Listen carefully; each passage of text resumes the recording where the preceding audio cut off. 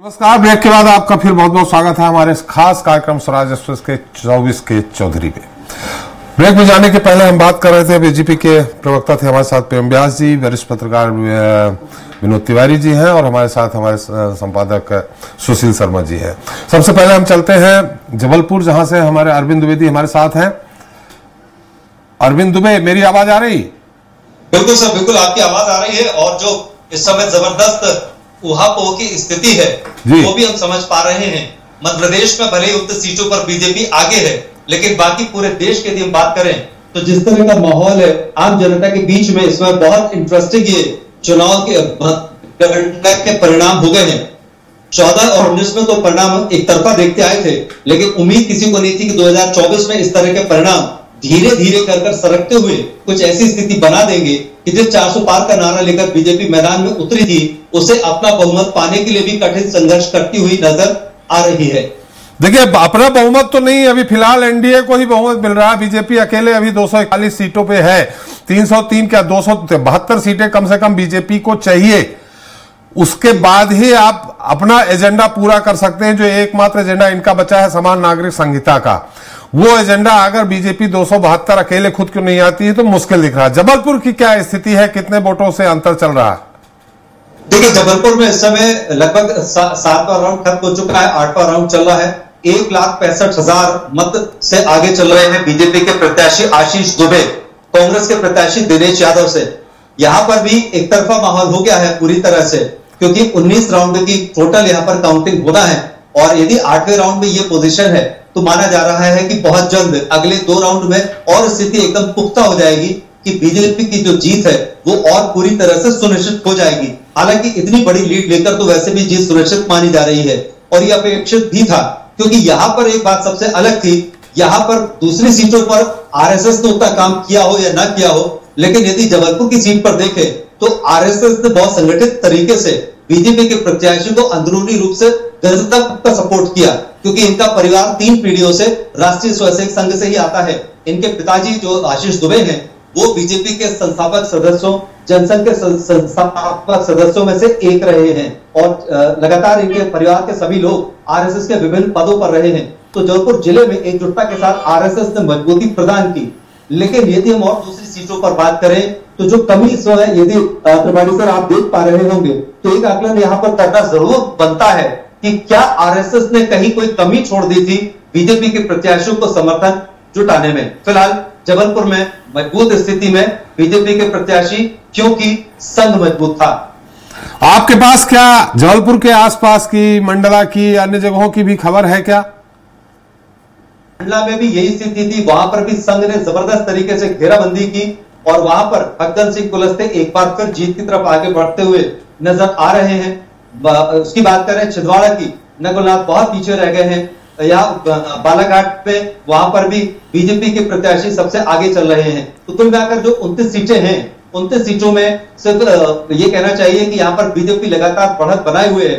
लेकिन महाकौशल की जो 6 सीटों की यदि मैं बात करूं तो मैं त्रिपाठी साहब में फिर आपको दोहराना चाहूंगा कि यहां पर भी जो कुछ भी जादू चला, जो कुछ भी प्रभाव यदि जमा है तो वो सिर्फ संघ की वजह से हुआ है। बीजेपी का जो संगठन था वो कहीं ना कहीं कमजोर रहा, या तो उनके जो कार्यकर्ता बड़े नेता हैं वो उतने जोरदार ढंग से यहाँ पर अपना समर्थन जुटाने के लिए लोगों के पास नहीं गए और यही बड़ी कमजोरी थी कि 6 सीटों पर स्थिति मजबूत तो बनी है, लेकिन जिस मजबूती के साथ 14 और 19 पे जीत दर्ज की थी वैसी स्थिति नहीं बन पाई। लेकिन संघ ने फिर भी काम किया। लेकिन बाकी उन सीटों को यदि हम महाकौशल की इन सीटों को यदि छोड़ के प्रदेश की बाकी सीटों की भी बात करें तो वहां पर संघ की भूमिका कमजोर थी और यहाँ पर बीजेपी का प्रदर्शन भी पिछले चुनाव पर कमतर रहा है।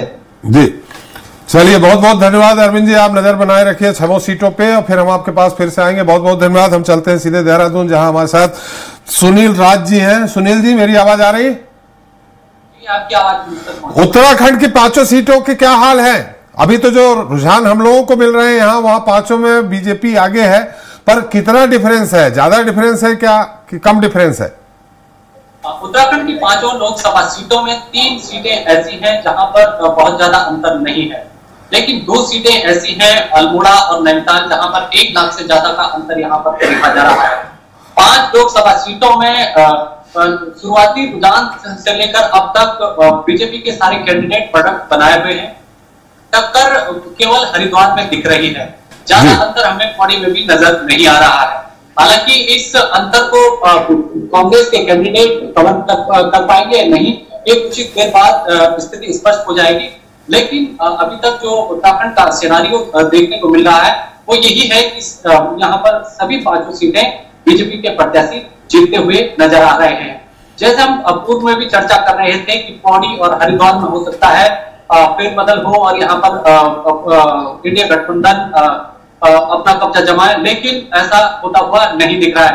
हालांकि अंतर इन दोनों सीटों पर ज्यादा नहीं है, एक स्थान पर 29,000 का अंतर है तो एक स्थान पर 50,000 के अराउंड। तो ये स्थिति कुछ देर बाद स्पष्ट हो जाएगी। लेकिन जो 2 सीटें यहाँ पर हैं, अल्मोड़ा और नैनीताल, वहां पर 1 लाख से ज्यादा अंतर हमें देखने को मिल रहा है। हाँ, तीसरी सीट पर हमें सुबह से ये लग रहा था कि पहले तो माला राज लक्ष्मी जो बीजेपी प्रत्याशी हैं वो लगातार बढ़त बनाए हुई थी, लेकिन उसके बाद जो निर्दलीय प्रत्याशी हैं बॉबी पवार वो कहीं न कहीं टच करते हुए नजर आ रहे थे। लेकिन जैसे पहाड़ी विधानसभा क्षेत्र की बात करें, वहां पर सेकंड तो आ रहे थे, लेकिन जैसे देहरादून में एंट्री हुई, देहरादून के विधानसभाओं की मतपेटियां खुली, ईवीएम से काउंटिंग शुरू हुई, तो वहां पर पछड़ना शुरू हुआ और सेकंड नंबर पे यहाँ पर कांग्रेस के कैंडिडेट जो वो आते हुए नजर आए। तो अभी भी स्थिति ये है कि माला राज लक्ष्मी साहब बढ़त को बनाए हुए हैं और अंतर भी अधिक हो गया है। लेकिन महत्वपूर्ण बात यह है कि यहाँ पर त्रिकोणीय मुकाबला जो सुबह देखा जा रहा था, अब वो कहीं अंतर से आगे बीजेपी के प्रत्याशी जाती हुई नजर आ रही। जी चलिए, बहुत बहुत धन्यवाद सुनील जी आपका, सारी जानकारी के लिए नजर बनाए रखिए। प्रेम जी आपसे सवाल। देखिए, 3 राज्यों ने आपको बहुत ज्यादा निराश किया, उत्तर प्रदेश, महाराष्ट्र और राजस्थान।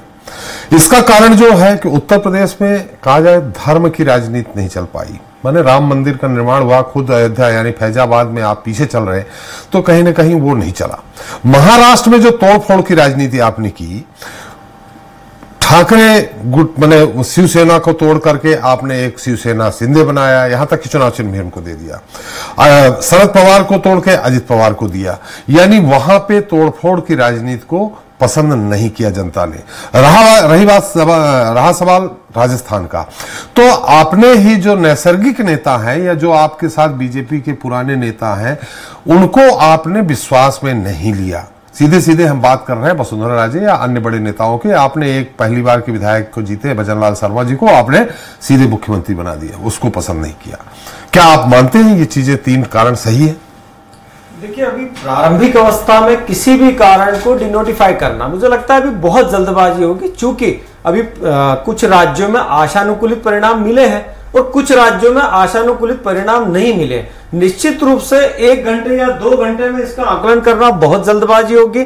कहां किन चीजों की कमी आ रही है, कहां तक हम नहीं पहुंच पाए, कौन से ऐसे मुद्दे थे जो निश्चित रूप से प्रभावी रहे। सामूहिक समग्रता के साथ में जब बैठेंगे तो निश्चित रूप से उस पर जो है चिंतन मनन भी होगा। और दूसरा, संगठन जब निर्णय लेता है किसी भी पक्ष में, तो किसी एक व्यक्ति का निर्णय ही नहीं होता है। धरातल पर कार्य करने वाले कार्यकर्ता से लेकर शीर्ष नेतृत्व में बैठे व्यक्ति सभी के समन्वय के रूप में जो है निर्णय लिए जाते हैं। निश्चित रूप से कई बार निर्णयों की जो श्रृंखला होती है वो कभी सकारात्मक होती है, कभी नकारात्मक होती है, तो कहीं जनता उसको प्रतिसाद के रूप में स्वीकारती, कहीं नहीं स्वीकारती। निश्चित रूप से अभी भी जैसे एनडीए को बताया जा रहा है लगभग 300 सीटें हम क्रॉस कर रहे हैं, सरकार बनाने की परिस्थिति में नहीं है, लेकिन हम स्वीकारते हैं कि कई जगहों पर जो आशानुकूलित परिणाम नहीं आए, निश्चित रूप से उसके लिए मंथन किया जाएगा। मंथन कर लेंगे आप। जो सामने हमने आपसे कारण बताया, जो आम आदमी के समझ में कारण आ रहा है, वो कारण यही है जो हमने आपसे कहा कि महाराष्ट्र में जिस तरह से आपने तोड़फोड़ की, जो आपको गाली देते रहे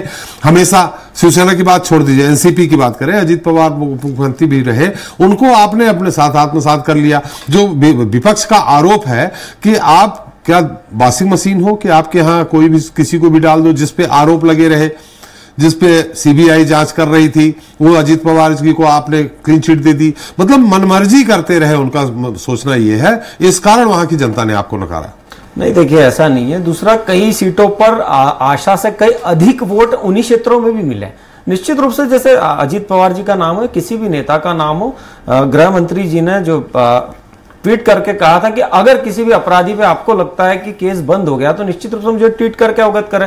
महाविकास आघाड़ी के समय अजीत पवार जी पर से केस हटाया गया था, लेकिन उसके बाद भारतीय जनता पार्टी के शासनकाल में निश्चित रूप से उन पर जो अपराध है उसके लिए वे सतत निरंतर अपने बयान भी दे रहे हैं। इसके पूर्व में जो आरोप लगाया गया था हेमंत बिस्व शर्मा जी के लिए 2014 में उन्होंने जो है आकर अपना पक्ष रखा था, 36 बीघा जमीन को लेकर जो आरोप लगाया गया था, और उसके बाद में उन्होंने राहुल जी और सोनिया जी के सामने भी अपना पक्ष करा था। निरंतर चलने वाली प्रक्रिया है, निश्चित रूप से मैंने इसीलिए कहा है। आप देखिए ना, उड़ीसा की बात कर ले, आंध्रा की बात कर ले, कई जगह अनपेक्षित परिणाम मिले हैं, तो निश्चित रूप से अगर कहीं पर आशानुकूलित परिणाम नहीं मिले तो उसके लिए अजीत पवार को 25,000 करोड़ के बैंक घोटाले में क्लीन चिट मिल गई।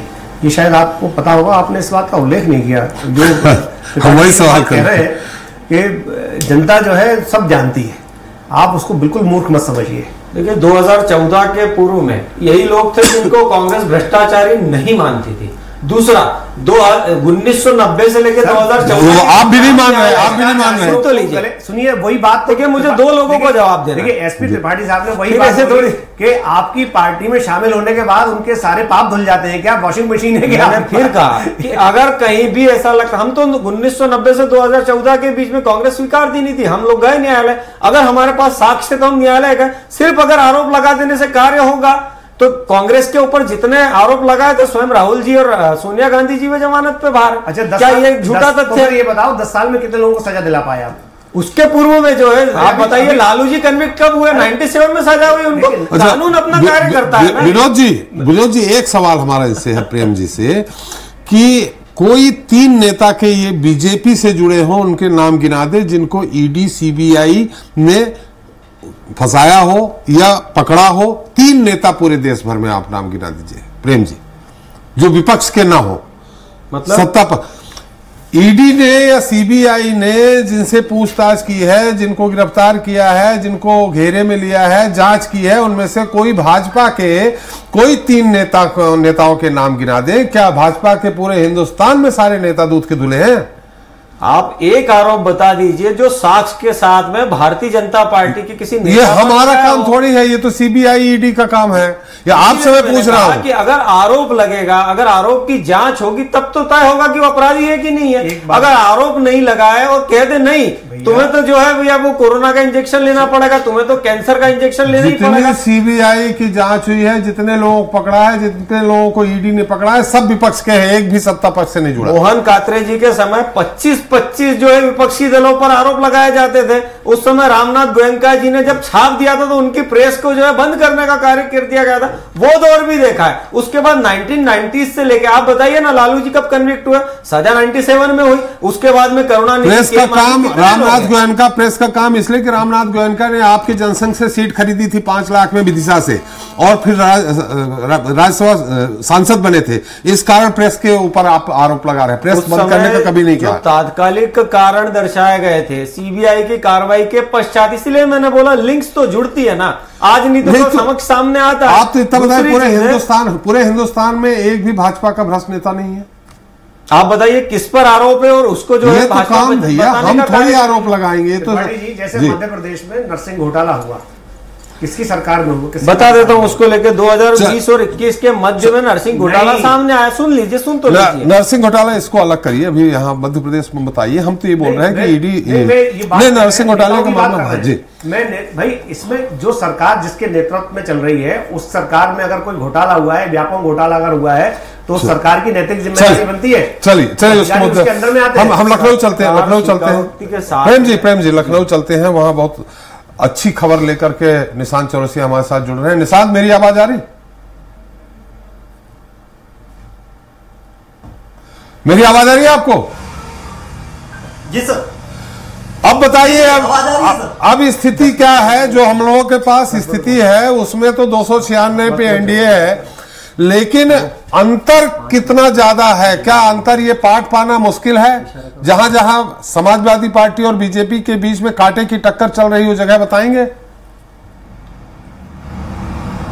बिल्कुल, और बहुत तमाम ऐसी सीटें हैं, जैसे अयोध्या का जिक्र अभी आपने किया। अयोध्या में 2000, 3000, 5000 तक के वोट है वो वहां पे तय कर रहे हैं कि कौन आगे जाएगा, कौन पीछे जाएगा। अवधेश प्रसाद बड़ी अच्छी बैटिंग कर रहे हैं वहां पे। अयोध्या से लल्लू लल्लू सिंह वहां पे पीछे चल रहे हैं। अभी मौजूदा वक्त में अंतिम अगर बात करें अभी हाल की, तो 2200 वोटों से अभी भी पीछे चल रहे हैं। आप निशांत पार्टी के प्रत्याशी लल्लू सिंह, अवधेश प्रसाद और जी सर, आप कैंडिडेट के नाम के साथ पार्टी का नाम भी बताइए, कैंडिडेट के नाम के साथ पार्टी का नाम भी बताते रहिए। बिल्कुल बिल्कुल सर। तो जो भारतीय जनता पार्टी के प्रत्याशी है वहां से लल्लू सिंह अयोध्या से, वो 2200 वोटों से अभी भी लगातार पीछे चल रहे हैं। अवधेश प्रसाद जो समाजवादी पार्टी के कैंडिडेट हैं, वो लगातार वहां पे आगे बढ़ते हुए दिखाई दे रहे हैं। वो बहुत अच्छे से वहां पे ऐसे जगह से चुनाव लड़े हैं जहां पे पूरे दुनिया भर की लोगों की नजर अयोध्या पे थी इस चुनाव को लेकर के, क्योंकि प्रधानमंत्री नरेंद्र मोदी ने जिस तरीके से अयोध्या को लेकर के हाइप करने की कोशिश की। हालांकि जैसा कि अभी आपने जिक्र किया कि उत्तर प्रदेश में ही धर्म का जो मामला रहा है, जो आभूषण कह सकते हैं कि भारतीय जनता पार्टी का जो मुद्दे आभूषण बनते थे, वो मुद्दे यहाँ पे बेहतर काम नहीं किए हैं। और मौजूदा वक्त में 36 सीटों पे उत्तर प्रदेश के 36 सीटों पे समाजवादी पार्टी आगे बढ़त बनाते हुए दिखाई दे रही है। लगभग 5 से 7 ऐसी सीटें हैं जहां पे कड़ा मुकाबला है। कभी भारतीय जनता पार्टी आगे जा रही है तो कभी समाजवादी पार्टी आगे जा रही है, लेकिन यहाँ पे शून्य और एक का जो है आंकड़ा छूने वाली, कभी आंकड़ा छूने वाली कांग्रेस पार्टी 8 सीटों पे 6 से 8 सीटों पे लगातार बढ़त बनाते हुए दिखाई दे रही है। वो लगातार यहाँ पे अच्छी बैटिंग कर रही है। और इसी के साथ आरएलडी जो अंतिम क्षणों में आरएलडी का साथ जो भारतीय जनता पार्टी ने किया था, 2 सीट वो लगातार वहां पे बढ़त बनाते हुए दिखाई दे रही है। सबसे ज्यादा झटका मिर्जापुर और रॉबर्ट्सगंज के जरिए मिला है, अपना दल के जरिए मिला है। और वह अपना दल की दोनों सीटें अनुप्रिया पटेल की जो पार्टी है वो लगातार पीछे होते हुए दिखाई दे रही है। हालांकि शुरुआती 2-3 राउंड के जो मतगणना हुआ उसमें 1-2 बार वो आगे होने की कई ऐसे बूथ थे जहां पे वो आगे होते हुए दिखाई दे रही थी, लेकिन अभी अंतिम अगर 10 राउंड की बात करें तो इन 10 राउंड में वो लगातार पीछे चल रही हैं। और कैसरगंज की सीट का जिक्र इसके पहले आपने किया, वो लगातार 30 से 31 हजार वोटों से आगे बढ़ते हुए दिखाई दे रहे हैं। और प्रयागराज, जहां की आपने अंतिम बार में जिक्र किया था, प्रयागराज में भी लगातार वहां के भी आंकड़े अगर हम बात करें तो प्रयागराज में वहां पे कांग्रेस पार्टी आगे बढ़ते हुए दिखाई दे रही है। वहां पर भी रीता बहुगुणा जोशी मौजूदा सांसद थी, उनका टिकट काट करके भारतीय जनता पार्टी ने वहां पे टिकट काट दिया था। और मौजूदा वक्त में रेवती रमण सिंह के जो पूर्व सांसद रहे, उनके बेटे उज्जवल रमण सिंह को और तत्काल में उन्होंने वोट टिकट देने के पहले कांग्रेस पार्टी से समाजवादी पार्टी का माफ करिएगा समाजवादी पार्टी से कांग्रेस पार्टी में शामिल कराया गया और कांग्रेस पार्टी में शामिल करा करके उनको इंडी गठबंधन से चुनाव लड़ाया गया। वो लगातार वहां पे बढ़त बनाते हुए दिखाई दे रहे हैं। कुछ हार्ड सीटों की भी बात कर लेते हैं सर। लखनऊ में राजनाथ सिंह जो 5 लाख वोटों से जीतने का दावा भारतीय जनता पार्टी कर रही थी, महज 26,000 वोटों से यहाँ पे आगे चल रहे हैं। वो महज 1-2 बार यहाँ पे प्रचार करने के लिए आए थे, क्योंकि ये गढ़ है अटल बिहारी वाजपेयी जी की विरासत की सीटें हैं। और यहाँ पे अगर देखा जाए समाजवादी पार्टी कभी जीत भी नहीं पाई थी। कांग्रेस ने हालांकि शीला कौल के जरिए और 2-1 और प्रत्याशियों के जरिए 1-2 बार यहाँ से जीत हासिल की थी, लेकिन यहाँ पर भी कड़ी टक्कर रविदास मेहरोत्रा जो समाजवादी पार्टी से विधायक हैं, उन्होंने कड़ी टक्कर दिया है, महज 26,000 वोटों से आगे चल रहे हैं। इसकी लखनऊ की दूसरी सीट मोहनलालगंज केंद्रीय मंत्री कौशल किशोर यहाँ से चुनाव लड़ रहे हैं। 66,000 वोटों से आर.के. चौधरी यहाँ से समाजवादी पार्टी के प्रत्याशी हैं, उनको पिछाड़े हुए हैं और वो लगातार आगे बढ़ते हुए दिखाई दे रहे हैं। लखनऊ की सीट, राजधानी की सीट, ये काफी चुनौतीपूर्ण है भारतीय जनता पार्टी के लिए, अभी के लिए और भविष्य के लिए भी। इसके अलावा अगर प्रधानमंत्री नरेंद्र मोदी की बात करें तो 1 लाख वोटों से आगे है राहुल गांधी, 2 लाख वोटों से आगे हैं। मथुरा में हेमा मालिनी 1,96,000 वोटों से आगे हैं। निरहुआ एक बड़ा महत्वपूर्ण सीट, निरहुआ का आजमगढ़ की सीट सर, उसका भी हम जिक्र करेंगे। वहां से उपचुनाव में निरहुआ ने जीता था। धर्मेंद्र यादव को समाजवादी पार्टी, आप फिर कह सकते हैं अखिलेश यादव के परिवार के धर्मेंद्र यादव को उपचुनाव में हराया था। इस बार वो 81,000 वोटों से लगातार पीछे होते हुए दिखाई दे रहे हैं। और कैसरगंज का जिक्र हमने किया, अमेठी से जिसका जिक्र आप लगातार कर रहे हैं, स्मृति ईरानी 62,000 वोटों से, के.एल. शर्मा कांग्रेस पार्टी के लगातार उनको पिछाड़े हुए हैं। वो भी एक बड़ी चुनौतीपूर्ण सीट है जहां पे भारतीय जनता पार्टी और केंद्रीय नेतृत्व भारतीय जनता पार्टी की संघर्ष करते हुए उत्तर प्रदेश में दिखाई दे रही है। सबसे मुफीद उनको राज्य लग रहा था उत्तर प्रदेश, लेकिन उत्तर प्रदेश के समीकरण में और समाजवादी पार्टी के जो लड़ाके हैं, इस बार कह सकते हैं लड़ाके इसलिए भी क्योंकि बेहद कम वक्त में चुनाव प्रचार में उतरे थे अखिलेश यादव। दूसरे चरण में 12, मुझे याद है कि प्रधानमंत्री नरेंद्र मोदी उनके पहले से चुनाव प्रचार में उत्तर प्रदेश में उतरे थे। दूसरे चरण में 12 तारीख को वो पहला जनसभा, पहला रैली किए थे अखिलेश यादव पीलीभीत से, जहां से प्रधानमंत्री उसके 3 दिन पहले से चुनाव प्रचार किए थे। वह उसके बाद इतने कम चुनाव प्रचार के बाद भी लगातार कांग्रेस और समाजवादी पार्टी आगे बढ़त होते हुए दिखाई दे रही है उत्तर प्रदेश में। जी सर। निशाल, तो आप थोड़ा सा बने रहिए हमारे साथ, हम आएंगे इसके बाद। मेनका गांधी जी की क्या स्थिति है, बहुजन समाज पार्टी सीटों पे कांटे की टक्कर दे रही है या आगे है, ये हम सब जानेंगे। हमारे साथ अनुराधा सिंह जी जुड़ गई हैं। अनुराधा जी, मेरी आवाज आ रही है आपको? कांग्रेस प्रवक्ता अनुराधा सिंह जी हमारे साथ जुड़ गए। अनुराधा जी, मेरी आवाज आ रही है आपको?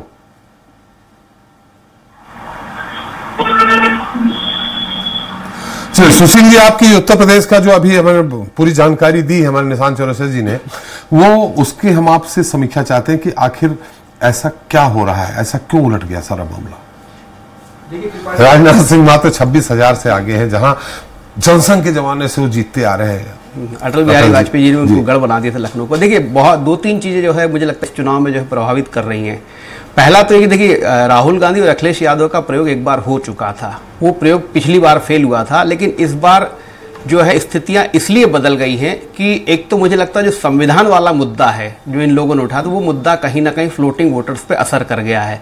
और दूसरी बड़ी बात है जातिगत गणना, ये दोनों ही चीजें बिहार और यूपी में असर करती दिख रही हैं। क्योंकि फ्लोटिंग वोटर्स को बीजेपी ने जिस तरीके से रेवड़ी बांटकर 80 करोड़ लोगों को अन्य पर वो करा के घर बना के, ये जो वोटर था, इस वोटर पे बीजेपी को बहुत ज्यादा विश्वास था, ये बीजेपी का लाभार्थी वोटर था और इसी से बीजेपी की अपेक्षाएं 400 पार वाली थी। ये जो बड़ा सेटबैक बीजेपी को इसी से लगा, लाभार्थी वोटर सारे लाभ लेने के बाद भी इनकी तरफ नहीं गया है। और ये आंकड़े भी दर्शा रहे हैं, अगर आप देखेंगे ईसीआई की वेबसाइट पे, तो बीजेपी को यूपी में अभी भी 41% वोट मिल रहा है, तो ये वोट कम नहीं होता है। लेकिन जब समाजवादी पार्टी की बात करते हैं तो 36% समाजवादी पार्टी का और 7% कांग्रेस का वोट मिलकर इसको पीछे कर देता है। तो ये 2% का जो अंतर, ये 2% का अंतर वही है, ये लाभार्थी वोटर जो है ये स्विच। और दूसरी बहुत महत्वपूर्ण बात यह कि जो बहुजन समाज पार्टी के जो कैंडिडेट थे, जो यूपी में जो लग रहा था कि वो कहीं ना कहीं कांग्रेस या समाजवादी इंडिया गठबंधन को जो है कहीं ना कहीं रोकने में कामयाब होंगे,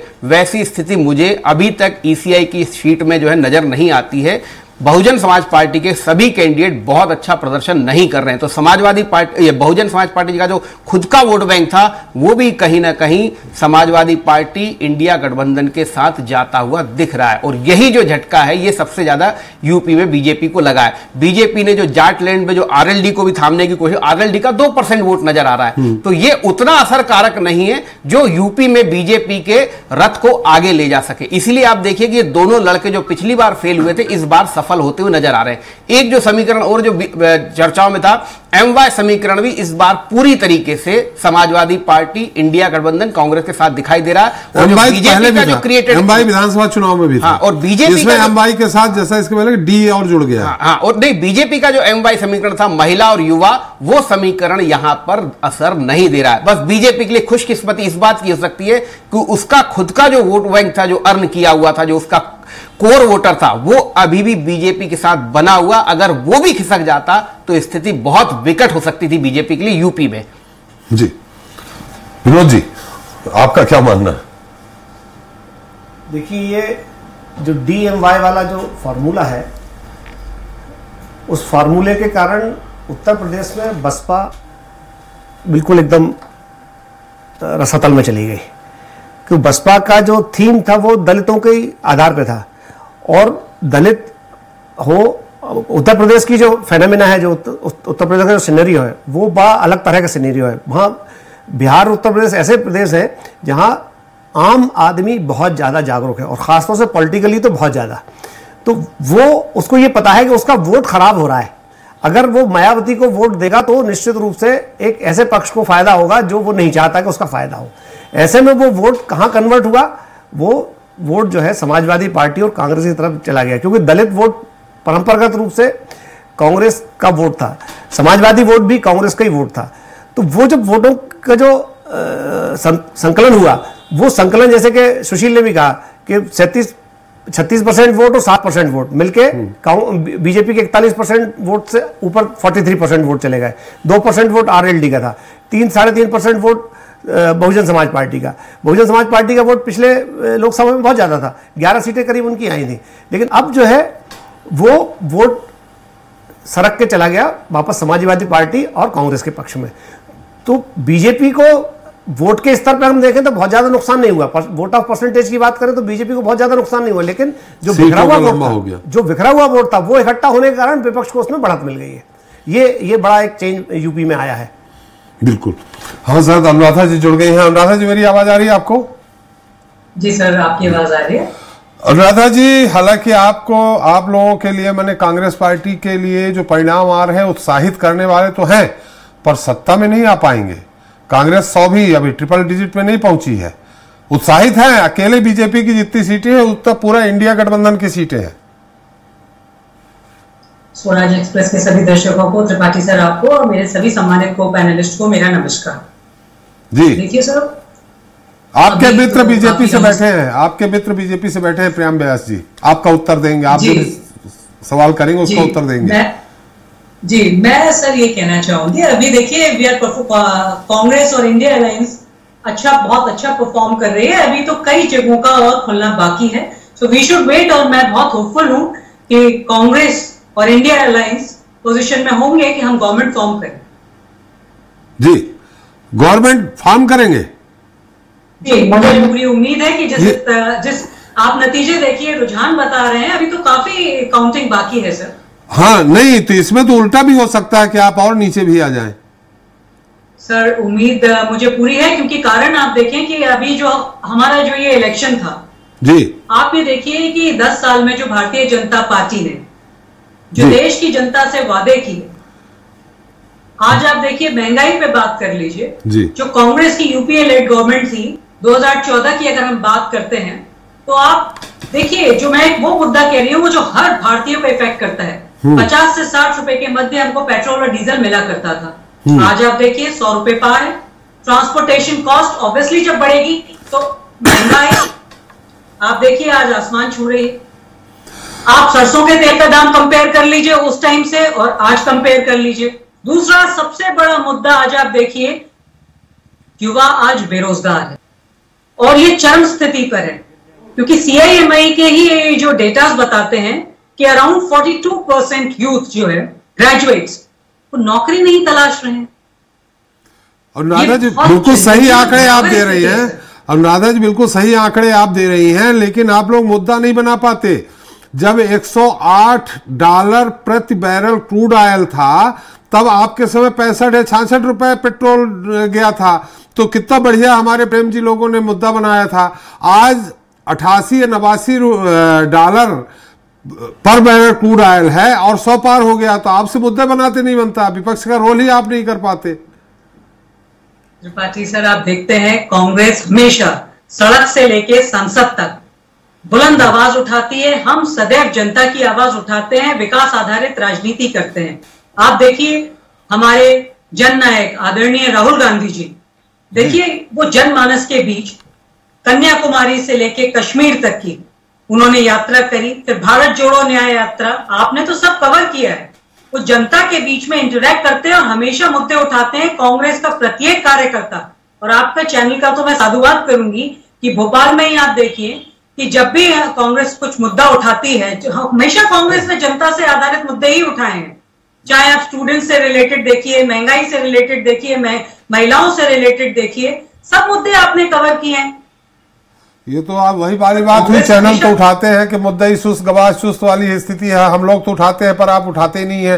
चलिए हमारे साथ प्रेम जी उत्तर देंगे। आप अनुराधा जी कह रहे हैं कि अभी भी हम सर कि भोपाल में आप लोग सब मीडिया चैनल्स कवर करते हैं सर, बाकायदा कांग्रेस उठाती है सर। प्रेम जी उत्तर देंगे। अनुराधा में देखिए, चाहे आप सड़क पर देखिए, करोड़ रुपया जो है हमेशा जनता के जी। अनुराधा जी बीजेपी से हमारे प्रेम जी आपका उत्तर दे रहे हैं। जो भी आपने कहा सरकार बना रहे हैं वो उनको अभी भी उम्मीद है। प्रेम जी देखिए, निश्चित रूप से हम आज लगभग 300 के बाद हम खबर और दे दें आपको। प्रेम जी खबर दे रहा हूं मैं। अभी चंद्रबाबू नायडू जी से मोदी जी ने बात की है फोन में। जो मोदी जी से लोग मिलने जाते थे बात करने, मैंने उनको कहीं शंका कुशंका नीतीश जी पे और चंद्रबाबू नायडू जी पे हो गई है, और इन दोनों को अगर कम कर दे तो आप बहुमत के नीचे आ जाएंगे। 295 में से 30 सीटें कम कर देंगे, बहुमत के आसपास है। सिर्फ कयास है कि इस विषय में बातचीत हुई है, और बातचीतों का दौर इसके पूर्व में भी चलता था। जब भी यही कयास लगाए जाते थे कि ये बाहर जा रहे हैं, ये अंदर आ रहे हैं, ये नाराज है, या ये कम सीटों के कारण जो है इनको अलग करना चाह रहे हैं, या ये ज्यादा सीटें चाह रहे हैं, ये कयासों का दौर है। और 300 सीटें जब एनडीए की आ रही तो निश्चित रूप से ऐसे कयासों पे प्रथम दृष्टया जो है वो रोक लग जानी चाहिए। दूसरी बात है जो इन्होंने करी महंगाई को लेकर, मैंने पहले भी दावा करा, अभी पुनः दावा कर रहा हूं, 10 साल का महंगाई दर मनमोहन सिंह साहब का और 10 साल का जो है एनडीए के समय जो महंगाई दर है, आप इन दोनों महंगाई दरों को आकलित कर लीजिए। वहां 2% था और यहां लगभग 4 से 6% जो आरबीआई की गाइडलाइन के अंतर है। दूसरा, स्वरोजगार के लिए प्रेरित करने की बात हो तो लगभग 22 लाख करोड़ रुपए रिकॉर्डेड डेटा रिकॉर्डेड स्वरोजगार के लिए दिया गया। लगभग 8 करोड़ लोगों को जो है मुद्रा लोन दिया गया। निश्चित रूप से आप देखेंगे एम्स की बात होगी तो एम्स कांग्रेस के शासन में कितने थे, उसके बाद में अटल जी के शासन में कितने बने और नरेंद्र मोदी जी के शासन में कितने बने। निश्चित रूप से हमने स्वीकारा है कि पूर्व की सरकारों ने जो विकास किया उसको अगर 10 गुना गति से कार्य विकास करने की गति अगर रही है तो हमारी रही है। निश्चित रूप से कुछ सीटों पर जो हमारे आशानुकूलित परिणाम नहीं आ रहे उनको लेकर चिंतन मंथन किया जाएगा। हम सरकार बना रहे हैं, दैट इज कंफर्म, सरकार बनाने की परिस्थिति में, और शाम तक जो हमारा आकलन है लगभग 20 से 25 देने वाली सरकार बनाने की किसी भी कसमकस स्थिति में सरकार बनाने की ओर आ रहे हैं। 400 पार का नारा किस उस पे दे दिया था, हमें लगता है वही 400 पार का नारा ही आपके जो वोटर थे उनको उदासीन कर दिया। देखिए, मैंने तो दोनों चीजें धैर्यता के साथ में, गंभीरता के साथ में स्वीकार करी। मैंने ये भी कहा है कि कुछ राज्यों में जो है हमको आशानुकूलित परिणाम नहीं मिले। वही अगर हमने ये कहा है कि निश्चित रूप से हम सरकार तो बना ही रहे हैं, लेकिन उसके बाद भी हम चिंता जाहिर कर रहे हैं, सिर्फ एक पक्षीय बात हम नहीं कर रहे हैं। दूसरा जो मैंने कहा है कि आप महंगाई की दरों और कुछ चीजों जो बताइए ये इतना बढ़ गया था, वो मैं बहुत पूरा डाटा लेकर आया हूं। मेरी आदत है, मैं जब भी बैठता हूं तो डाटा लेकर बैठता हूं। चावल की बात करेंगे, 2004 में 10 रुपए किलो, 2014 में 29 रुपए किलो और 2024 में 38 रुपए किलो। देखिए कितना इजाफा हुआ है। सीमेंट की बात करेंगे, 2004 में जो है लगभग 180 रुपए, 2014 में 290 रुपए, 2024 में 365 रुपए। आप देखिए, मैंने इसीलिए कहा है पर कैपिटा इनकम देखिए, ग्रोथ रेट देखिए, जब भी इकोनॉमी मूव होती तो निश्चित रूप से उसके प्रतिसाद में कुछ रेट्स बढ़ते हैं। उन रेट्स का फायदा जो है खुदरा व्यापारियों को, किसानों को, फुटकर व्यापारियों को, निश्चित रूप से सभी को होता है जो रेट्स बढ़ते हैं, लेकिन दे आर इन कंट्रोल्ड। मैं इसलिए दावे के साथ कह रहा हूं कि 4 से 6% आरबीआई ने गाइडलाइन रखी थी और 4 से 6% के भीतर ही मेरे पास पूरा रिकॉर्ड है कि कहां कहां कितने रेट 200% तक बढ़े, लेकिन पिछले 10 सालों में वो 200% नहीं बढ़े। राधा जी से बोला था जब $108 पर बैरल क्रूड ऑयल था तब 65 रुपए हुआ था, आज 88-85 डॉलर है पर बैरल क्रूड ऑयल, फिर आप 100 पार कैसे कर गए? देखिए, उसके साथ में मैंने इसीलिए आपको कहा कि पृथक पृथक एक एक चीज के साथ में आप शुगर की बात कर लीजिए ना, शक्कर की बात कर लीजिए, उसके बाद में आप दूध की बात कर लीजिए, नहीं कुछ सबसे जुड़ा है, शुगर, दूध, सबसे ऑयल को लेकर रेट्स फ्लक्चुएट हुए, लेकिन हमने स्थिर बना के रखा। बहुत सारी चीजें ऐसी है जिसके रेट्स अंतरराष्ट्रीय बाजार में बहुत बढ़े पिछले 10 वर्षों में, लेकिन हमने उसको स्थिरता के साथ में आम जनमानस के हित के लिए जो है उसको सुचारू रूप से चलाया। लेकिन अगर कुल मिला के पूरे 10 साल का रेट निकालेंगे तो महंगाई दर क्या है और 10 साल का, पिछले 10 साल का महंगाई रेट क्या है, ये दोनों चीजें भी तो देखना होगी, क्योंकि महंगाई दर जो होती किसी एक वस्तु से तो नहीं होती, लगभग सभी वस्तुओं को जो है चिन्हित करने के बाद में दरें बनाई जाती है। इसलिए मैंने कहा कि शुगर देखिए, दूध देखिए, आटा देखिए, मस्टर्ड ऑयल देखिए, उसके बाद में सीमेंट के रेट, राइस के रेट्स, सब्सिडाइज एलपीजी के रेट्स, डीजल, पेट्रोल, सबके रेट देख रहे हैं, सभी चीजें हैं, सबके रेट है और सबके बढ़े हुए हैं। दर क्या है बढ़ेगी, आप विकास की दर देखिए और महंगाई की दर देखिए। निश्चित रूप से इसीलिए मैंने दोनों चीजों का आकलन करा। अगर आपने साइकिल बेच के जो है कार ले ली तो ये प्रदर्शित किया जा रहा साइकिल बेची, साइकिल बेची, साइकिल बेची, ये प्रदर्शित नहीं जा रहा कि कार ले लिए। इसीलिए मैंने कहा कि दोनों बातों का मूल्यांकन होना चाहिए। किन चीजों में रेट अंतरराष्ट्रीय बाजार में बढ़े थे लेकिन हमने स्थायित्व बना के रखे, पिछले 10 सालों में किस रेट के साथ में महंगाई बढ़ी और हमारे 10 साल के शासन में विकास दर क्या रही, महंगाई दर क्या रही। विनोद तिवारी जी, हम चाहेंगे कि आप उत्तर दे दीजिए प्रेम जी का। देखिए प्रेम व्यास जी, आपको 2-3 चीजों का ध्यान करना पड़ेगा। बिल्कुल देश में विकास हुआ है, विकास दर भी बढ़ी है और जीडीपी में भी ग्रोथ आई है। लेकिन क्या आप मुझे बता पाएंगे कि कितने एमएसएमई बंद हुए हैं? क्या आप ये बता पाएंगे कि कितने बेरोजगार युवाओं ने सुसाइड किया है? क्या आप ये बता पाएंगे कि कितने किसानों ने आत्महत्या की है कर्ज के कारण?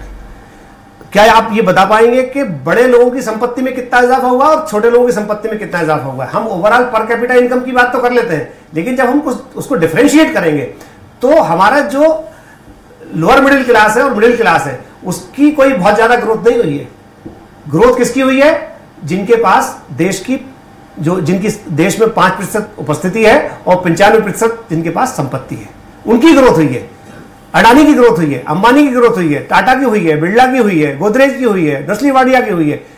आम आदमी की ग्रोथ नहीं हुई है, किसान की ग्रोथ नहीं हुई है। आपने वायदा किया था कि किसान की आय दुगुनी कर देंगे, भाई साहब किसान की आय 1.5 गुनी नहीं हुई है। और लागत की बात करेंगे तो पहले 1 एकड़ में 2,500 रुपए की लागत आती थी काय में, रोपे में धान के, आज 5,000 रुपए की लागत आ रही है। आप बात करेंगे पहले 300 रुपए का मजदूर मिल जाता था, आज 500 रुपए में मजदूर नहीं मिलता है। आम आदमी की समस्या ये है, आप उस समस्या को समझने नहीं जा रहे। आपका पूरा जोर काय पे? जीएसटी के कलेक्शन पे। आपने कलेक्शन कर लिया, हमने साहब यहां पहुंच गए। हमने पिछले साल मई के महीने में 1,57,00,000 रुपए इकट्ठे किए थे, इस बार हमने 1,73,00,000 इकट्ठे कर लिए। 12% की ग्रोथ हो गई, 14% की ग्रोथ हो गई। अरे भैया, टैक्स अकेला कलेक्शन करना सरकार का काम नहीं है, सरकार का काम बाकी और विकास करना भी है। हमको ये बात भी ध्यान देना पड़ेगी। ये बात आपकी ठीक है कि बेरोजगारी और महंगाई का मुद्दा आपने नियंत्रण रखा। मैं बेरोजगारी पे ये भी कहना चाहूंगा कि सरकार की नौकरी ही रोजगार का एक सिंबल नहीं होता। रोजगार किसी भी तरह से हो, प्राइवेट सेक्टर का हो, सेल्फ एम्प्लॉयड का हो, किसी भी तरह का हो। लेकिन आप ये मुझे बताइए कि देश में 3.5 लाख से ज्यादा एमएसएमई पिछले 1 साल में बंद हुए। क्या कारण है? कैसे बंद हो गए? सरकार ने उनको क्या सपोर्ट किया? और बड़े जो उद्योगपति थे वो कैसे आगे बढ़ गए? आप नीचे इनको जो रॉ मटेरियल मिलना चाहिए, जो उनको बाजार के लिए पूंजी मिलना चाहिए, जो उनका प्रॉफिट ऑफ मार्जिन मिलना चाहिए, उसकी सिक्योरिटी कहां है? उस सिक्योरिटी को जब तक आप नहीं लाएंगे तब तक इस तरह की स्थितियां बनी रहेंगी। और यही जो स्थितियां हैं, जो आज बीजेपी के प्रति जो युवाओं का आक्रोश, जो बेरोजगारों का आक्रोश हुआ है, और जो इस बात से डर रहे थे कि आगे पता नहीं क्या होगा, अगर 400 पार चलेगा तो अब क्या होगा, वो डर ने बीजेपी को धरातल पर ला दिया है, जिसके कारण सत्ता में तो आए लेकिन उस तरह से सत्ता में नहीं आ पाए कि 400 पार हो जाए। देखिए, विनम्रता के साथ में हम सभी पहलुओं को जो है स्वीकारते हैं, ध्यान रखते हैं। 2003 से लेकर 2014 तक जीडीपी में मैन्युफैक्चरिंग का योगदान क्या था, ये आप एक बार देख लीजिए। लगभग 3,000 जो है विदेशी कंपनियों को आयात करवाई गई, यहां पर स्थापित किया गया। उसके कारण मैन्युफैक्चरिंग जो है पूरी तरह से तबाह। उसके बाद में प्लीज स्कीम्स लेके आए, लगभग 7 से 8 सेक्टर्स में, खिलौने, इलेक्ट्रॉनिक्स, मोबाइल गेम्स, और उसके तहत फिर सीडीडीएमए से स्कीम लेके आए। उसके बाद में आज जीडीपी की जो परिस्थिति है भारत की, वो उसके कारण बने। इसीलिए मैंने कहा दूरदृष्टि से अगर देखेंगे बहुत सारी चीजों में फायदा। आज एप्पल अपना लगभग 25% एप्पल आज 25% रोजगार उससे निर्मित हो रहे हैं या नहीं? अरे भाई, विदेशी इन्वेस्टमेंट को। रायपुर से हमारे मेहमान जुड़ गए हैं। नितिन बंसाली जी हैं, कांग्रेस प्रवक्ता है रायपुर से, और पीसी रथ जी हैं, वरिष्ठ पत्रकार हैं, राजनीतिक विश्लेषक हैं। आप दोनों का हमारे इस खास कार्यक्रम में बहुत बहुत स्वागत है। बंसाली जी, कैसे हैं आप? बढ़िया जी।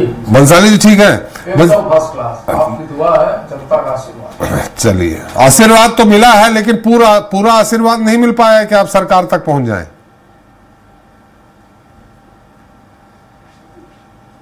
देखिए, पूरा आशीर्वाद भी फाइनल नतीजे आने दीजिए।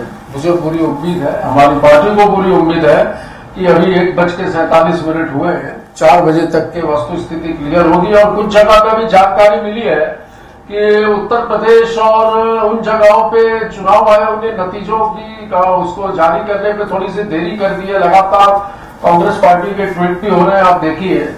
तो बहुत सारी चीजों पे नजर भी रखनी पड़ रही। काफी सीटों पे नेक टू नेक फाइट है, मैं बता दूं आपको, जिसमें लगभग कभी एनडीए आगे हो रही है तो कभी हमारी इंडिया गठबंधन आगे हो रही है। 5-7 हजार वोटों का कुछ फर्क है, जिनसे neck to neck fight Chhattisgarh में कहूं या देश में जो चुनाव हो रहे हैं उनमें कई सीटों पर इस प्रकार की लड़ाई है। 4 बजे तक स्थिति क्लियर होगी।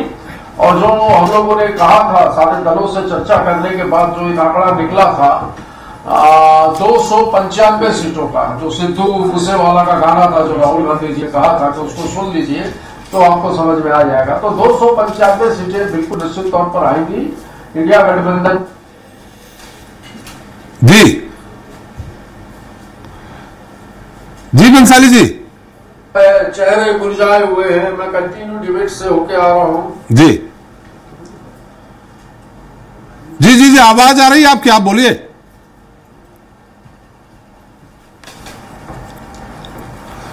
हाँ, तो ओवरऑल जो है जी मैं बता दूं आपको कि जैसा मैंने बताया आपको कि 295 सीटें निश्चित तौर पर आएंगी इंडिया की, और कुछ सीटों में तो मैंने जैसा कि बताया है कि बहुत ही कम मार्जिन से नजदीकी मुकाबले चल रहे हैं, वो भी हम जीतेंगे, हमें पूरा विश्वास है। जनता ने बीजेपी की वादा खिलाफी के खिलाफ, महंगाई के खिलाफ, बेरोजगारी के खिलाफ, किसानों की स्थितियों के खिलाफ, महिलाओं की सुरक्षा के खिलाफ वोट दिया है, और हमें पूरी उम्मीद है कि इंडिया गठबंधन एक अच्छे मेजोरिटी के साथ इस देश में सरकार बनाएगी और देश में सुशासन कायम होगा। जिस चेहरों को लेके 5 साल तक आपने छत्तीसगढ़ में राज किया, उनके परिणाम क्या बता रहे हैं राजनांदगांव के?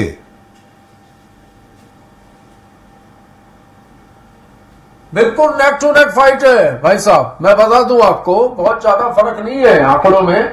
और मैं जहां तक सुबह से जितने डिबेट्स में होते आ रहा हूं, तो कहीं भूपेश बघेल जी 10,000 वोटों से आगे थे, कहीं 2,000 से पीछे हुए, पर मुझे ऐसा लगता है टीवी चैनल वाले हमको पीछे दिखाने में ज्यादा खुश होते हैं, पर बहुत नजदीकी मुकाबला है, और निश्चित तौर पर पूर्व मुख्यमंत्री भूपेश बघेल जी कम से कम 25,000 वोटों से राजनांदगांव लोकसभा का चुनाव जीतेंगे।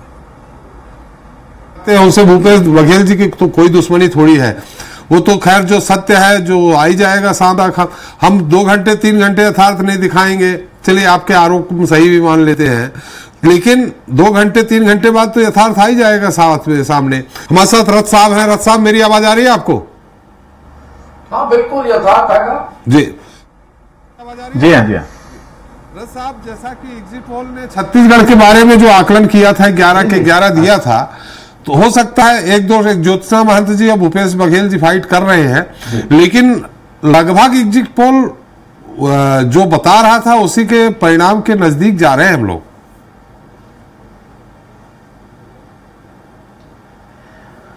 जी देखिए, एग्जिट पोल क्लीन स्वीप की बात कर रहा था, जबकि यहाँ पर कड़ा संघर्ष हो रहा है। ज्यादातर सीटों में देखिए आप तो कई सीटों में कांग्रेस के कैंडिडेट 3 सीटों में आगे चल रहे थे, और अभी भी देखें आप तो 20,000 तक की बढ़त वाली जो सीटें हैं वहां पर परिणाम बदल भी सकते हैं जी। अभी छत्तीसगढ़ में राजनांदगांव की सीट है, कांकेर की सीट है और कोरबा की सीट है। ये 3 सीटें हैं जहां पर लगातार कांग्रेस के कैंडिडेट जो है वो प्रभावशाली उपस्थिति बनाए हुए हैं जी। बस्तर की सीट में भी कवासी लखमा शुरू में आगे चल रहे थे, अब करीब करीब 20,000 22-25,000 का अंतर है।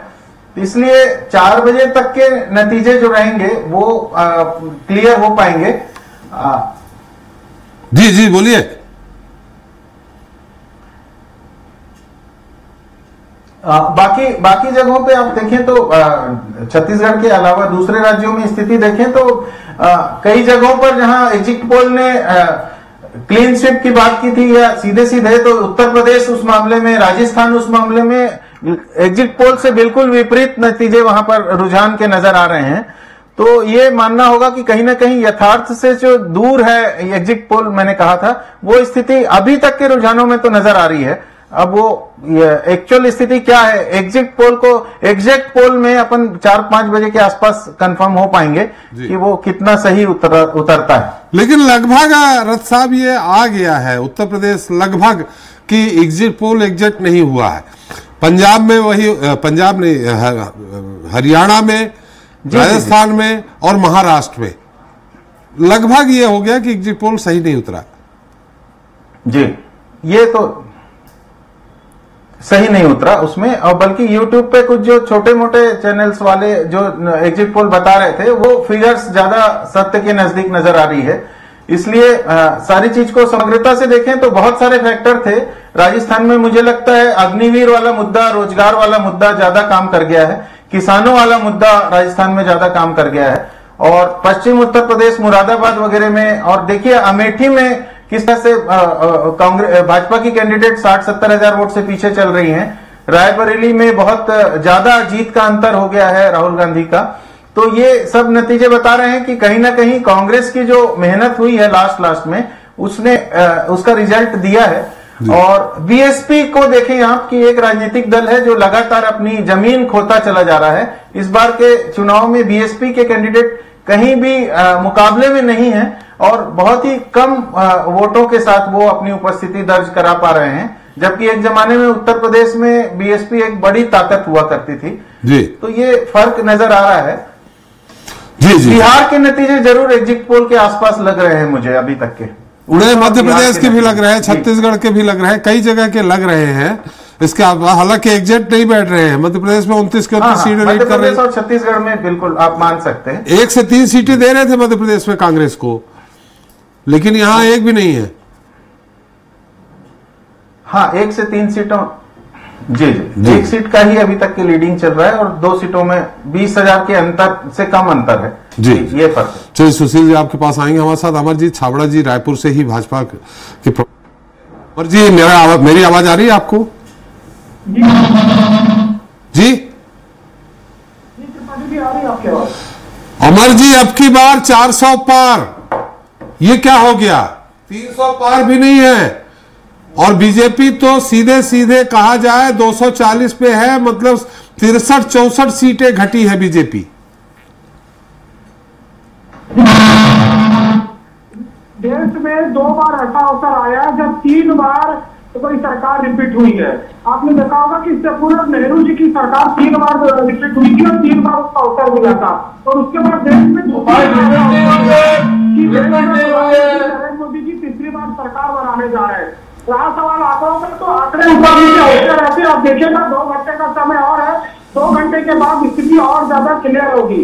हमने जो नारा दिया लेकिन हम सरकार बनाने की स्थिति में पूरी आज कांग्रेस की स्थिति क्या है, वो 100 तक भी पहुंचने की स्थिति में नहीं है। अब इनमें आपस में जो रुआ कुश्ती वो लगातार दिखनी शुरू हो गई है। ममता बनर्जी अलग से बैठक शुरू कर चुकी है। इस तरह से लगातार इनके तमाम जो एक बंदरबांट होता है वो खेल में शामिल हो चुके हैं। लेकिन आप देखिए नहीं, उनमें बंदरबांट तो छाबड़ा जी तब होगा जब वो सरकार बनाने की स्थिति में होंगे। सरकार आपकी बन रही है, आपके हाथ में कहीं बंदरबांट ना हो जाए, क्योंकि अकेले आप बहुमत में नहीं हैं। इन स्थितियों में चंद्रबाबू नायडू और खासकर नीतीश कुमार जी अगर पलट गए तो आपकी सरकार भी नहीं बन रही है। बिल्कुल बनेगी। देखिए भारतीय जनता पार्टी की सरकार बनेगी और हमारे घटक दलों के साथ बनेगी और भारतीय जनता पार्टी पूर्ण बहुमत भी लेकर आएगी। आप देखिएगा हम 240 के आसपास है, हमको तैयार नहीं होते ये लोग। भंसाली जी 1 मिनट आ रहा हूँ, आपके पास आ रहा हूँ जी। छाबड़ा जी नजदीक रहेंगे, हम उसके नजदीक रहेंगे तो 272 का जो आंकड़ा है हम उसके बिल्कुल नजदीक पहुंचने वाले हैं। आप देखेंगे 300 का जो आंकड़ा है, अभी हम लगातार आप देखेंगे कि रुझान जो है वो लगातार ऊपर नीचे हो रहे हैं और कहीं कहीं पर हम बहुत नजदीक स्थिति में भी है। और छत्तीसगढ़ में भी हमने 11 की 11 सीटों का सेंसस लिया था। 10 सीटों पर लगातार हम आगे चल रहे हैं। 1 सीट का विषय वो भी बहुत कम अंतराल है। हम यहाँ छत्तीसगढ़ में भी 11 की 11 सीटें जीतेंगे। कौन सी सीट में कम अंतराल है? राजनांदगांव में कि आपके कोरबा में? मैंने कहा हम 11 की 11 सीटें जीतेंगे। कोरबा में ऊपर नीचे का मामला, राजनांदगांव का तो कोई विषय नहीं, क्योंकि भूपेश बघेल जी कई बार जीत सकते हैं, बोलने में कुछ थोड़ी जाता है। सुन लीजिए, आपका अवसर आएगा, आपको भी बोलने का अवसर मिलेगा। सुन लीजिए जी। राजनांदगांव सीट का आपने जिक्र किया, भूपेश बघेल जी से एक बाइट अगर अवसर मिले तो जरूर पूछेगा। यदि वो लोकसभा चुनाव हार जाते हैं तो विधानसभा से इस्तीफा देंगे नैतिकता के नाते, क्योंकि इस प्रदेश के मुख्यमंत्री रहे हैं। 5 साल उन्होंने सत्ता संभाली है और लगातार आगे पीछे हो रहे हैं। यदि लोकसभा का चुनाव हारते तो क्या पूर्व मुख्यमंत्री भूपेश बघेल जी अपने विधानसभा से इस्तीफा देंगे? क्यों? अगर वो जीतेंगे तब देंगे विधानसभा से, हारने पे क्यों देंगे? कहीं ना कहीं पूर्व मुख्यमंत्री रहे हैं वो इस प्रदेश के, और इस प्रदेश के चुनाव की कमान भी कहीं ना कहीं उन्होंने संभाली थी। और आज प्रदेश में छत्तीसगढ़ में कांग्रेस का सुपड़ा साफ होने जा रहा है और पिछला लोग विधानसभा चुनाव हारने के बाद आज स्थिति ऐसी है कि ये एक सीट पर जद्दोजहद कर रहे हैं। मुझे नहीं लगता कि वो सीट भी इनको हासिल हो पाएगी। हम 11 की 11 सीटें जीतेंगे और हमारे बहुत सारे ऐसे प्रत्याशी है जो 2-2 लाख से ऊपर की लीड पर चल रहे हैं। इनके प्रत्याशी तो 1000 के आंकड़ों में चिमटे हुए हैं और वो भी कब इधर से उधर खिसक जाए भरोसा नहीं है। छावड़ा जी भंसाली जी कुछ कहना चाह रहे हैं। जी भंसाली जी, जी ये खुद भूपेश बघेल जी को जिता रहे हैं। इन्होंने कहा कि भूपेश बघेल जी विधानसभा से इस्तीफा देंगे कि नहीं देंगे, और अभी भी मुझे लगता है सपने में जी रहे हैं। ये सबको क्या मोतियाबिंद की बीमारी होती है, इन सबको मोतियाबिंद की बीमारी है। 300 पार, 400 पार, 377 बड़ी बड़ी बातें कर रहे थे, 250 तक नहीं पहुंच पा रहे हैं। इसका जवाब दे पहले 370 की बात की करके बोलेंगे, नहीं तो आवाज ना आपको सुनाई पड़ेगी ना आपको सुनाई पड़ेगी। छावड़ा जी एक मिनट, बंसाली जी अपनी बात कहिए जी। ये राम को लाए हैं, राम को लाए हैं, ये उत्तर प्रदेश में तो पूरा नहीं बढ़ गए आप लोग। देखिए अयोध्या में ऐसा नहीं है, मात्र 2000 का अंतर चल रहा है बीजेपी और सपा के बीच में। फैजाबाद में पीछे चल रही, सपा आगे। हाँ, 2000 से लल्लू सिंह 2000 से ही पीछे हैं। फैजाबाद, अयोध्या यानी फैजाबाद एक ही है, 2000 से पीछे है, तभी नेक टू नेक फाइट है। लेकिन हाँ, भारतीय जनता पार्टी के लिए चौंकाने वाला परिणाम है कि अगर वो अयोध्या में यानी फैजाबाद में अगर पीछे है तो ये इनके लिए एक बहुत चिंतनीय विषय है। सुशील जी आपकी एक टिप्पणी, फिर उसके बाद वक्त है ब्रेक का। देखिए त्रिपाठी जी, मुझे लगता है कि अगर आप तीसरी बार सरकार बनाने जा रहे हैं तो बहुत महत्वपूर्ण होता है कि यदि आप सरकार कितनी सीटें लाते हैं। तो अगर उस हिसाब से देखा जाए तो जब 2004 में मनमोहन सिंह सरकार बनी थी और जब 2014 की आया था तो सीटें 44 पे आके रुक गई थी। बीजेपी के साथ कम से कम वो झटका नहीं हुआ है। दूसरा, आप देखेंगे हर स्टेट की एक अलग परिणाम, अलग कहानी है। मतलब किसी तरीके की एंटी लहर जैसी स्थिति दिखाई नहीं दे रही है। और एक महत्वपूर्ण बात यह कि आप देखिए कि ये जो नारा है, ये नारा मुझे लगता है मनहूस है बीजेपी के लिए। अब की बार 200 पार तो बीजेपी 2018 में निपट गई थी। हाँ। अब की बार 400 पार तो बीजेपी को झटका, ये नारा भी जो है बीजेपी को जरा सोच समझ के वो करना होगा। अब हम अगर बात करें 2023 के विधानसभा चुनाव में जिन 3 राज्यों में बीजेपी की सरकार बनी थी, उसमें भी यदि आप देखें तो मध्य प्रदेश सबसे अच्छा प्रदर्शन कर रहा है।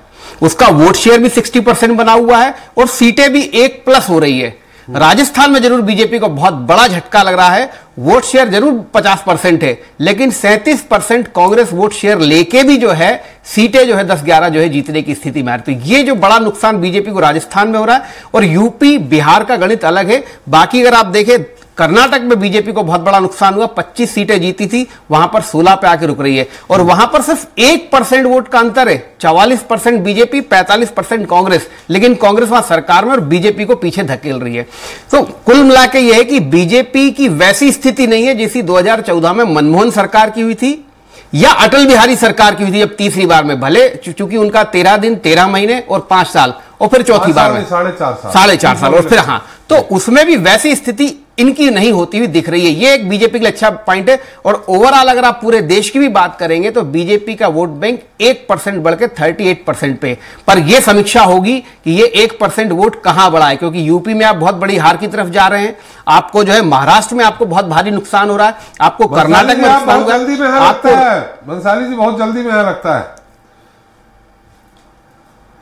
जी जी जी जी, आपको जो है राजस्थान में बहुत बड़ा नुकसान हो रहा है, तो आपको कुछ स्टेट तो बहुत नुकसान दे रहे हैं, लेकिन फिर आप देखेंगे कि दिल्ली में बीजेपी को वैसा नुकसान होता हुआ नहीं दिख रहा है। तो ये हर स्टेट में इस बार कुछ अलग नीतियां, कुछ अलग जो है सत्ता विरोधी लहर हो सकती है या उसके अलग अलग कारण हो सकते हैं। यदि एक ही कारण होता, एंटी मोदी वोट होता या एंटी बीजेपी वोट होता, तो लगभग सारे स्टेटों में एक ही जैसे परिणाम नजर आते। वो परिणाम नजर ना आना कहीं ना कहीं बीजेपी के लिए खुशफहमी हो सकती है।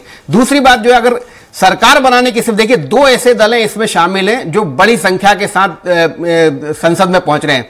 एक है टीडीपी, जिसके पास टीडीपी के पास शायद जो है 16 सीटें जो है अभी ट्रेंड के हिसाब से देखें तो 16 सीटों पे टीडीपी जीत रही है। और दूसरी है बिहार, जहां पर 15 पर जनता दल यूनाइटेड और 5 पर एलजेपी। ये 3 दल ऐसे हैं जो यदि पलटी मार देंगे तो बीजेपी का जो बना बनाया जो सरकार का समीकरण वो बिगड़ भी सकता है। पर ये तब तय होगा जब बीजेपी खुद कितनी सीटों पर जीत रही है। बिल्कुल बिल्कुल। चलिए, वक्त हो चुका है छोटे से ब्रेक का। ब्रेक के बाद हम पुनः हाजिर होते हैं, आप कहीं मत जाइएगा।